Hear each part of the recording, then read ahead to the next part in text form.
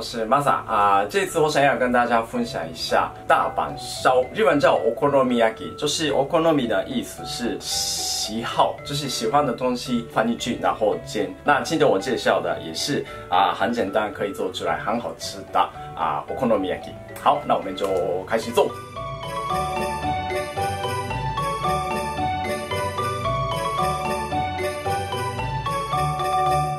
日本的山药，用它就可以做出来比较松软的口感。本来是用到那个高汤，这次我会用这个牛奶，可以做出来多的风味。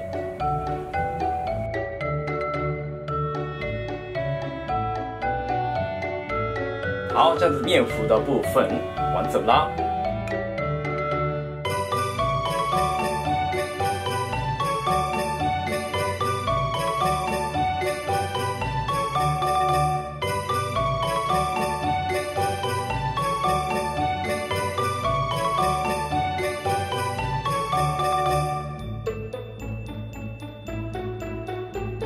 那如果你还要加其他海鲜类，像干贝也是很好。如果很大的话，你可以切小块一点。好，那现在我要开始面糊跟高丽菜放在一起。这个部分大家要小心，面糊跟那个高丽菜放在一起的话，这个高丽菜的那个水分都会出来，然后就变成那个黏黏的。所以记得高丽菜丝跟面糊放在一起，那就要马上开始煎。OK。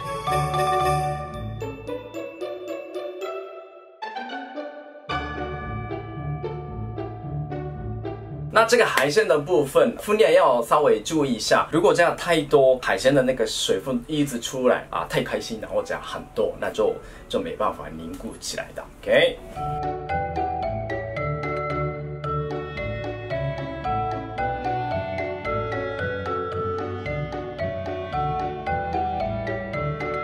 瓦斯炉的话就不要用太大火，就是锅子表面的温度不要太高，慢慢煎到金黄色就可以了。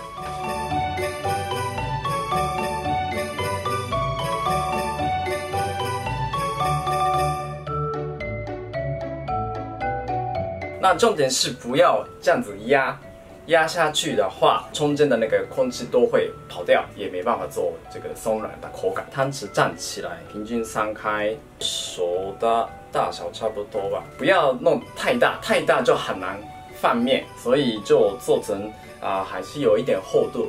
好，那现在我们就继续煎到下面的部分有金黄色的样子。好，现在时间差不多了，我先看看大阪烧下面的颜色，可以就直接拿上来确认它的颜色差不多了。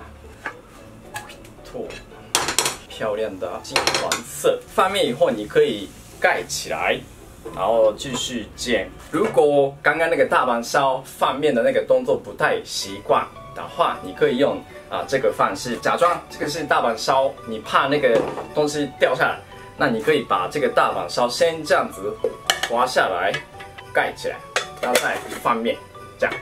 所以就看各位哪一个动作比较习惯的。OK。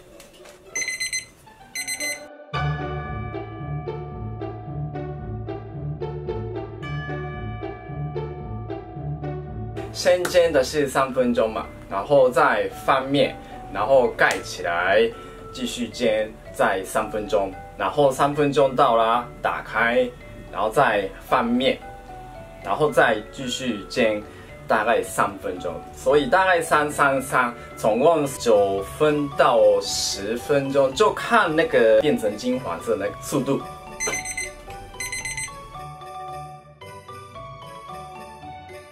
然后这个时候你可以顺便看一下里面到底有没有熟。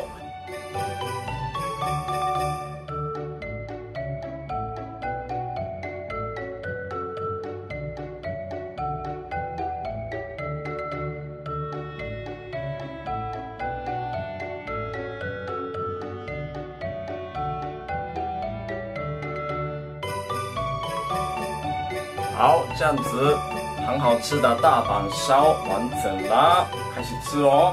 你看这样子就已经切好，所以就直接拿上来就马上可以吃的，太好了！いただきます。很好吃。吃了这个就一定要配一些饮料，像啤酒之类的，口感非常松软，然后吃到那个海鲜非常香所以就很简单就面糊跟高丽菜，然后喜欢的食材放进去就可以做出来很好吃的大阪烧，大家试试看。